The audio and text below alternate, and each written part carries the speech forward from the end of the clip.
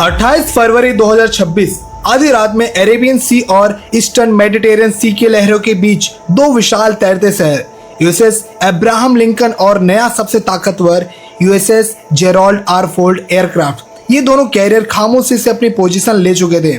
Washington के war room में general ने माइक्रोफोन पर कहा। उनकी आवाज इनक्रिप्टेड होकर सीधे मेडिटेरियन में यूएसएस फोर्ड में गूंजी। कमांडर, यही वो पल है, ऑपरेशन एपिक फ्यूरी शुरू हो चुका है। क्या इजरायली साइड पर कोई हिचकिचाहट है? कमांडर ने रडार पर नजर रखते हुए जवाब दिया, नेगेटिव सर, इजरायली जेट्स हवा में हैं। Operation rover the lion green है। यह कोई आम सैन्य हमला नहीं था, यह एक प्रिएक्टिव स्ट्राइक थी, एक ऐसी सर्जिकल और विनाशकारी तबाही जिसका अंतिम निशाना कोई सैन्य बेस नहीं बल्कि ईरान का नर्व सेंटर था।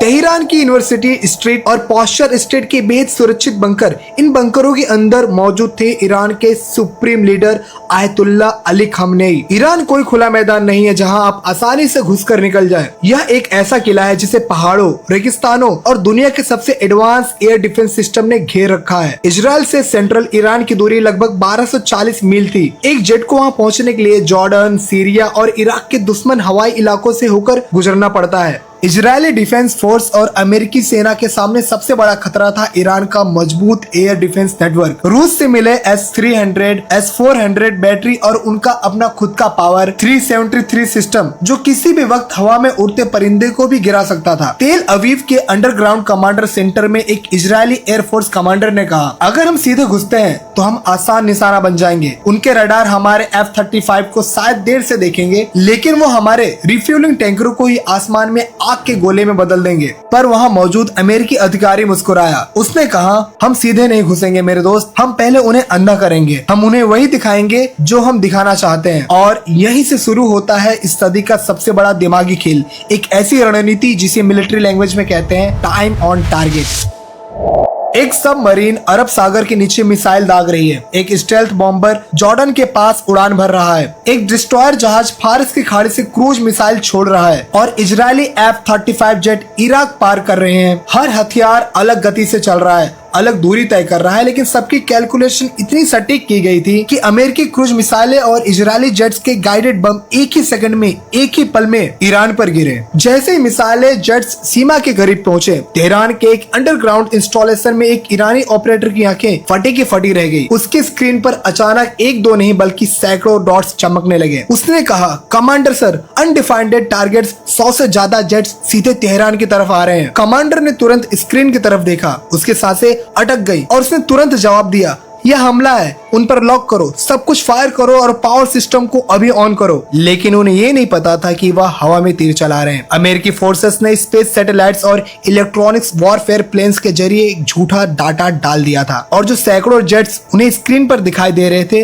वे असल में फाइटर प्लेन थे ही नहीं, वे थे छोटे डिकॉय ड्रोन जो रडार पर बड़े F-15 या F-16 जेट्स की तरह दिखाई देते हैं। जैसे ही ईरानी डिफेंस सिस्टम ने अपना सिस्टम ऑन किया और डिकॉय ड्रोन्स को मिसाइलें दागना चालू कर दिया, उसी समय उन्होंने अपनी खुद की लोकेशन जाहिर कर दी। शिकारी अब खुद शिकार बन चुका था। आसमान से 5th जनरेशन के स्टेल्थ फाइटर अमेरिकी और इजरायली F-35 और F-22 रैप्टर जो अब तक अदृश्य और विलुप्त थे, उन्होंने अपनी एंटी रेडिएशन मिसाइलें दागना चालू कर दी और अगले ही पल पूरी ईरानी एयर डिफेंस सिस्टम पूरी तरीके से ध्वस्त हो चुकी थी। यह हमला 3 अलग अलग लहरों में तैयार किया गया था, ऐसी सटीकता जिसे दुनिया देखती रह जाए। सबसे पहले तेहरान की आसपास की सतह में हवा में मार करने वाले मिसाइलें ठिकानों और रडार इंस्टॉलेशन को राख में मिला दिया गया। होमकॉक मिसाइलों ने S-300 और S-400 बैटरियों को उड़ा दिया ताकि आने वाले पायलटों के लिए सुरक्षित रास्ता बन सके। अमेरिकी और इजरायली जेट्स हवा में ही टैंकर प्लेन्स के पास लौटते, हजारों पाउंड जेट फ्यूल लेते और फिर हमला करने के लिए निकल पड़ते। अब वक्त था खतरनाक हथियार का। B-2 बॉम्बर्स ने अपने भारी बम गिरा के उन अंडरग्राउंड बंकरों को भी हिला दिया जिन्हें दुनिया के सबसे सुरक्षित इलाकों में से एक माना जाता था। यूएसएस जेराल्ड आर फोर्ड पर खड़े एक कमांडर को संदेश मिला, पॉस्चर स्ट्रीट कंपाउंड पूरी तरह तबाह हो चुका है, टारगेट पूरी तरह न्यूट्रलाइज हो चुका है। कमांडर सेंटर में खुशी की लहर दौड़ गई। उन्होंने वह कर दिखाया जिसे करना नामुमकिन माना जाता था। लेकिन इसका सबसे बड़ा और ऑफिशियल कंफर्मेशन 1 मार्च की सुबह मिली। ईरानी सरकारी टीवी का नॉर्मल ब्रॉडकास्ट अचानक रुक गया। स्क्रीन पर कुरान की आयतें चलने लगी और एक न्यूज एंकर रिपोर्टर जिसके चेहरे पर गहरा दुख था, उसने वो खबर सुनाई जिसने पूरी दुनिया को हिला दिया। ईरान के सुप्रीम लीडर शहीद हो चुके हैं। खबर पक्की थी। 86 वर्षीय अयतुल्ला अली खमनई, जिन्होंने लगभग 37 साल तक ईरान पर सख्त पकड़ के साथ शासन किया था, वह अपने ऑफिस कंपाउंड में मारे गए थे। खमनई की मौत की पुष्टि होते ही ईरान ने बदले की आग में अपने सबसे भयानक हथियार निकाल लिए। ईरान के पास हथियारों की कोई कमी नहीं थी, लेकिन उनके हजारों ड्रोन और लंबी दूरी वाले बैलिस्टिक मिसाइलें अब भी मौजूद थी और ऑपरेशन ट्रूथफुल प्रॉमिस 3 शुरू कर दिया गया। पूरा का पूरा मिडिल ईस्ट एक खुला युद्ध क्षेत्र बन चुका था। ईरान के बैलिस्टिक मिसाइलों ने सिर्फ इजराइल को ही नहीं बल्कि अमेरिका के रीजनल एलाई को भी निशाना बनाया। यूएई की अल दफरा एयरबेस पर मिसाइलें गिरी।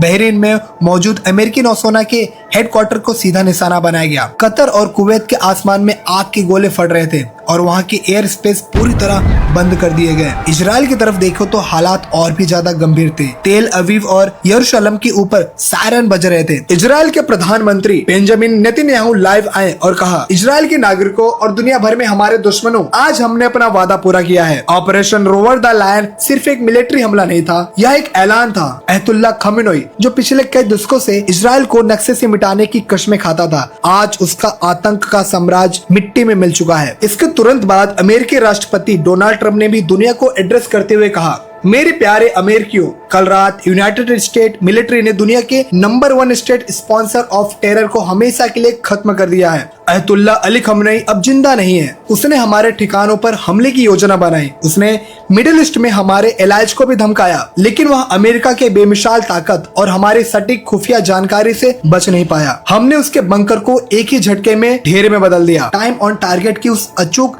सटीकता से लेकर डिकाट्रॉन्स की कूटनीतिक छल तक अमेरिका और इजराइल ने अपनी सैन्य ताकत का ऐसा प्रदर्शन किया जिसे आने वाले दशकों तक उदाहरण के रूप में पढ़ा जाएगा। दोस्तों, अगर ये वीडियो आपको पसंद आया है तो लाइक करें, शेयर करें अपने दोस्तों और फैमिली के साथ।